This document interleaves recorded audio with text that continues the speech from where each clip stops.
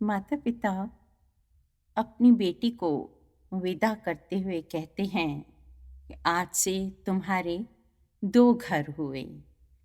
जिस घर में जा रही हो वहाँ खूब प्यार बरसाना तुम, क्योंकि तुम शक्ति हो, तुम अन्नपूर्णा हो और रति हो तुम। अपने आप को कभी असहाय, कभी बेचारी, कभी अबला मत समझना, क्योंकि तुम हम तुम्हें दान नहीं कर रहे, हम तुम्हें एक और प्रेम भरे बंधन में बांध रहे हैं जिसे तुम बखूबी निभाना। इधर हिमवान और मैना भी अपनी बेटी पार्वती जी को विदा कर रहे हैं। वो प्रसंग आगे हम सुनते हैं। सद्गुरुदेव से प्रार्थना कि अपना आशीर्वाद भरा हाथ मेरे मस्तक पर रखें और माँ सरस्वती जी से निवेदन कि मेरे कंठ में विराजित हो, ताकि रामायण और रामचरितमानस का पाठ मैं उचित तरीके से कर पाऊँ। हे प्रिय, सब सोच छोड़कर श्री भगवान का स्मरण करो। जिन्होंने पार्वती को रचा है वे ही कल्याण करेंगे। नारद जी के वचन रहस्य से युक्त हैं और शिव जी समस्त सुंदर गुणों के भंडार हैं। यह विचार कर तुम संदेह को छोड़ दो।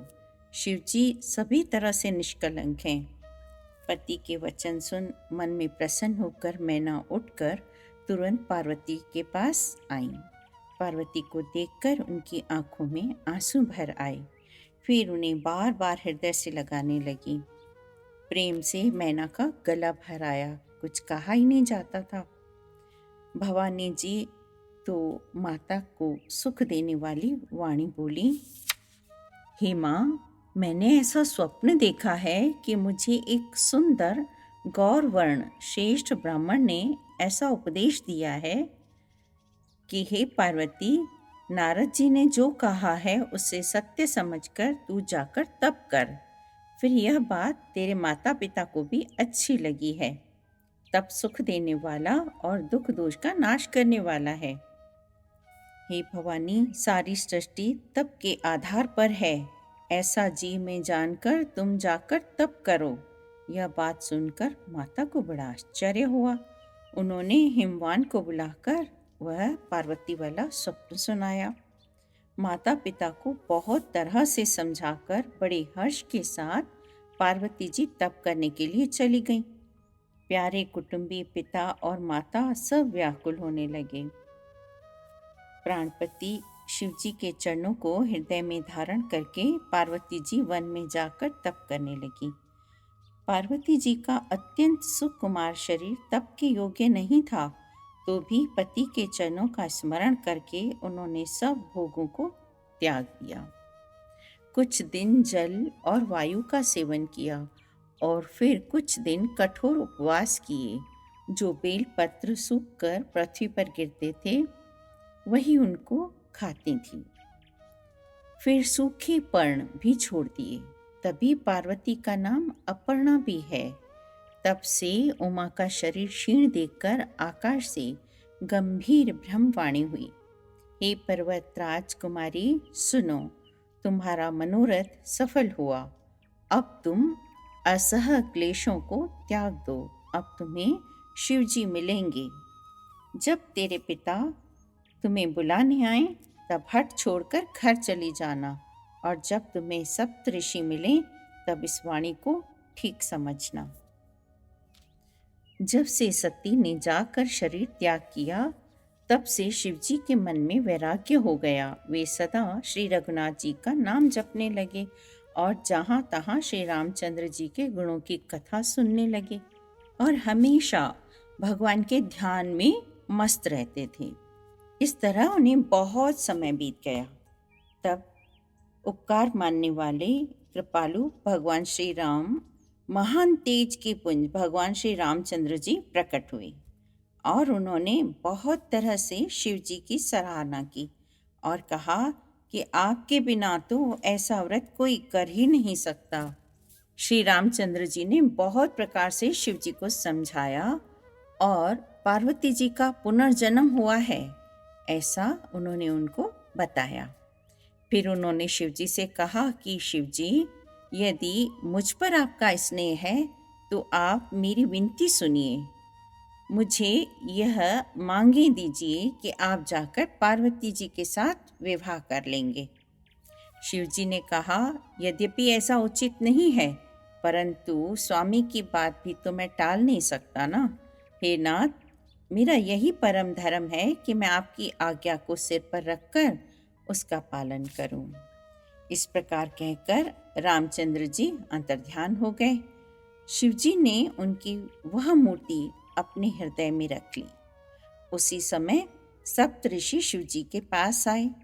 प्रभु महादेव जी ने उनसे अत्यंत सुहावने वचन कहे कि आप लोग पार्वती जी के पास जाकर उनके प्रेम की परीक्षा लीजिए और हिमाचल को कहकर पार्वती जी को लिवा लाने के लिए भेज दीजिए। पार्वती जी को घर भिजवाइए और उनके सारे संदेहों को दूर कर दीजिए। ऋषियों ने वहां जाकर पार्वती जी को देखा। उन्होंने देखा कि वो तो मानो तपस्या की मूर्ति ही हो, और उन्होंने बोला, हे शैल कुमारी, सुनो, तुम किसके लिए इतना कठोर तप कर रही हो? तुम किसकी आराधना करती हो और चाहती क्या हो? तब पार्वती जी ने कहा, मुझे बहुत संकोच हो रहा है। आप मेरी मूर्खता पर हंसेंगे, मैं आपको नहीं बता सकती। तब मुनियों के बार बार पूछने पर उन्होंने कहा कि मुझे ऐसा लगता है जो मैं कर रही हूँ ऐसा है जैसे कि पानी पर दीवार उठाना चाहती हूँ। नारद जी ने जो कह दिया, मैं उसे सत्य मानकर बिना पंख के ही उड़ना चाहती हूँ। पार्वती जी की ऐसी ऐसी बातें सुनकर ऋषि लोग हंस पड़े। बोले, नारद जी का उपदेश सुनकर आज तक किसी का घर बसा है क्या? उन्होंने जाकर दक्ष के पुत्रों को उपदेश दिया था, क्या तुम्हें नहीं पता? जिससे उन्हें फिर लौटकर घर का मुंह ही नहीं देखना पड़ा। चित्रकेतु के घर को नारद ने ही चौपट किया। फिर यही हाल हिरण्यकश्यप का भी हुआ। जो स्त्री पुरुष नारद की सीख सुनते हैं वे घर बार छोड़कर अवश्य ही भिखारी हो जाते हैं। वे सभी को अपने समान ही बनाना चाहते हैं। बुरे वेश वाला, नर कपालों वाला ऐसा पति चाहती हो जो स्वभाव से ही उदासीन हो, गुणहीन है और बिना घर बार का। ऐसे वर के मिलने से कहो तुम्हें क्या सुख मिलेगा? तुम उस ठग के बहकावे में आकर खूब भूली हो। शिव ने सती से विवाह किया, परंतु फिर उसे त्याग कर फिर मरवा डाला। अब शिव को कोई चिंता नहीं रही। स्वभाव से ही अकेले रहने वाले घर में भला कैसे टिकेंगे, और तुम उन्हीं को अपना वर बनाना चाहती हो। मुनियों ने उनसे अनेक प्रकार से परीक्षाएं ली। अब भी हमारा कहा मानो, हमने तुम्हारे लिए बहुत अच्छा वर ढूंढा है। वो बहुत ही सुंदर है, सुखदायक है, सुशील है और उनकी लीलाएं तो वेद भी गाते हैं। यह सुनते ही पार्वती जी हंसने लगी। उन्होंने कहा, मैं नारद जी के वचनों को तो नहीं छोड़ूंगी, भले मेरा शरीर क्यों न छूट जाए। हे मुनीश्वरों, यदि आप पहले मिलते तो मैं आपका उपदेश सिर माथे रखकर सुनती, परंतु अब तो मैं अपना जन्म शिव जी के लिए हार चुकी हूँ। फिर गुण दोषों का विचार कौन करे? मेरा तो करोड़ जन्मों तक यही हट रहेगा कि या तो शिव जी को वरूंगी, नहीं तो कुमारी ही रहूंगी। स्वयं शिव जी 100 बार कहें तो भी नारद जी के उपदेश को न छोड़ूंगी। शिव जी में पार्वती जी का ऐसा प्रेम देखकर ज्ञानी मुनि बोले, भवानी आपकी जय हो, जय हो। मुनियों ने जाकर हिमवान को पार्वती जी के पास भेजा और वे विनती करके उनको घर ले आए। फिर सप्तऋषियों ने शिव जी के पास जाकर उनको पार्वती जी की सारी कथा सुनाई। उसी समय तारक नामक एक असुर हुआ। उसने सब लोक और लोकपालों को जीत लिया था। किसी से जीता ही नहीं जाता था। देवता उसके साथ बहुत तरह की लड़ाइयाँ लड़कर हार गए। उन्होंने ब्रह्मा जी के पास जाकर पुकार मचाई कि हमें बचाइए, हमारी रक्षा कीजिए ब्रह्मा जी। तब ब्रह्मा जी ने सब देवताओं को जब दुखी देखा तो उन्होंने सबको समझाकर कहा कि इस दैत्य की मृत्यु तब होगी जब शिव जी के पुत्र होंगे, उसको युद्ध में वही जीत सकेंगे। मेरी बात सुनकर कुछ उपाय करो और ईश्वर तुम्हारी मदद करेंगे, काम हो जाएगा।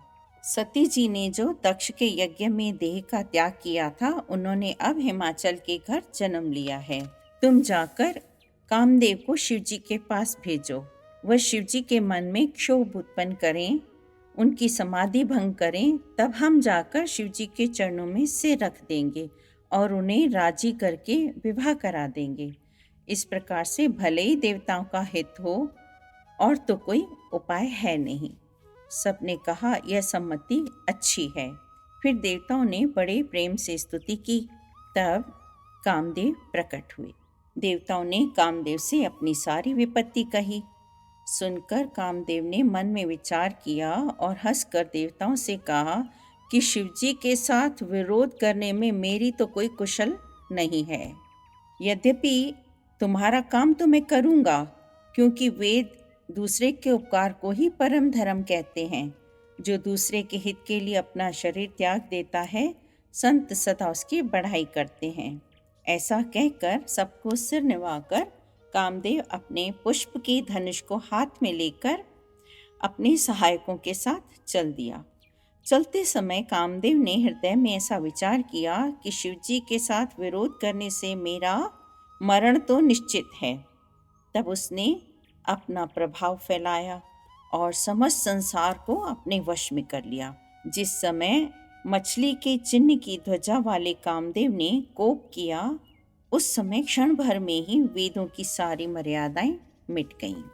ब्रह्मचर्य, नियम, नाना प्रकार के संयम, धीरज, सदाचार, वैराग्य आदि विवेक की सारी सेना डरकर भाग गई।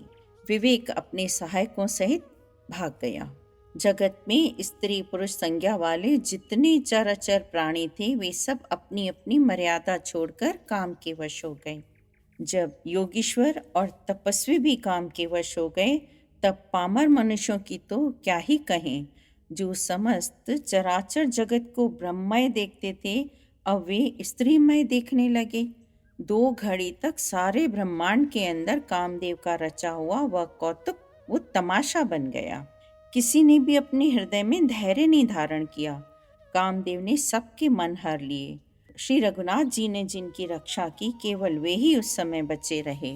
भगवान रुद्र महाभयंकर शिवजी को देखकर कामदेव भयभीत हो गए और उनको लौट जाने में लज्जा मालूम होती थी और करते हुए उनसे कुछ बन नहीं रहा था। आखिर मन में मरने का निश्चय करके उन्होंने उपाय किया। तुरंत ही सुंदर वसंत को प्रकट किया। फले फूले नए नए वृक्ष की कतारें सुशोभित हो गईं। वन, उपवन, बावली, तालाब और सब दिशाओं के विभाग बहुत सुंदर हो गए। जहाँ तहाँ मानो प्रेम उमड़ रहा हो। शीतल मंद सुगंधित पवन चलने लगी। सरोवरों में अनेक कमल खिल गए, जिन पर सुंदर भंवरों के समूह गुंजार करने लगे। राजहंस, कोयल और तोते रसीली बोली बोलने लगी। अप्सराएं गा गा कर नाचने लगी। कामदेव अपनी सेना समेत करोड़ों प्रकार की सब कलाएं, सारे उपाय करके हार गया, पर शिवजी की अचल समाधि न डिगी। तब कामदेव क्रोधित हो उठा। पुष्प धनुष पर अपने 5 बाण चढ़ाए और अत्यंत क्रोध से ताक कर उन्हें कान तक खींचाया। कामदेव के तीक्ष्ण 5 बाण शिवजी के हृदय में लगे। तब उनकी समाधि टूट गई और वे जाग गए। शिवजी के मन में बहुत क्षोभ हुआ। उन्होंने आंखें खोलकर सब ओर देखा। जब आम के पत्तों में छुपे हुए कामदेव को देखा तो उन्हें बड़ा क्रोध हुआ, जिससे तीनों लोग कांप उठे। तब शिवजी ने तीसरा नेत्र खोला। उनके देखते ही कामदेव जलकर भस्म हो गया। कामदेव की स्त्री रति अपने पति की यह दशा देखकर मूर्छित हो गई।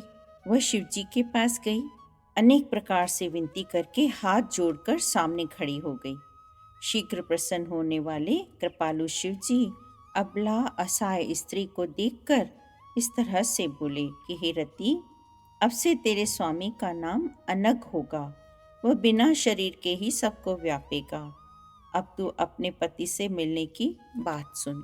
जब पृथ्वी के बड़े भारी भार को उतारने के लिए यदुवंश में श्री कृष्ण का अवतार होगा, तब तेरा पति उनके पुत्र प्रद्युम्न के रूप में उत्पन्न होगा और मेरा यह वचन झूठा नहीं हो सकता। फिर वहां से विष्णु और ब्रह्मा सहित सब देवता वहां गए जहां कृपा के धाम शिव जी थे। उन सब ने शिव जी की अलग अलग स्तुति की। तब शशिभूषण शिव जी प्रसन्न हो गए। हे प्रभु, आप अंतर्यामी हैं, तथापि हे स्वामी, भक्तिवश मैं आपसे विनती करता हूँ। हे शंकर, सब देवताओं के मन में ऐसा परम उत्साह है कि हे नाथ, वे अपनी आंखों से आपका विवाह देखना चाहते हैं। हे कामदेव के मद को चूर करने वाले, आप ऐसा कुछ कीजिए जिससे सब लोग इस उत्सव को नेत्र भर कर देख सकें। हे कृपा के सागर, कामदेव को भस्म करके आपने रति को जो वरदान दिया है सो बहुत अच्छा है। ब्रह्मा जी की प्रार्थना सुनकर और प्रभु श्री रामचंद्र जी के वचनों को याद करके शिव जी ने प्रसन्नता पूर्वक कहा, ऐसा ही हो। तब देवताओं ने नगाड़े बजाए और फूलों की वर्षा करके जय हो देवताओं के स्वामी, जय हो, ऐसा कहने लगे। उचित अवसर जानकर सप्तऋषि आए और ब्रह्मा जी ने तुरंत ही उन्हें हिमाचल के घर भेज दिया। जय राम जी की। अगर आपको मेरा वीडियो पसंद आया है तो मेरे चैनल को सब्सक्राइब जरूर करिएगा और अपने ही जैसे राम भक्तों को शेयर जरूर करिएगा। जय राम जी की।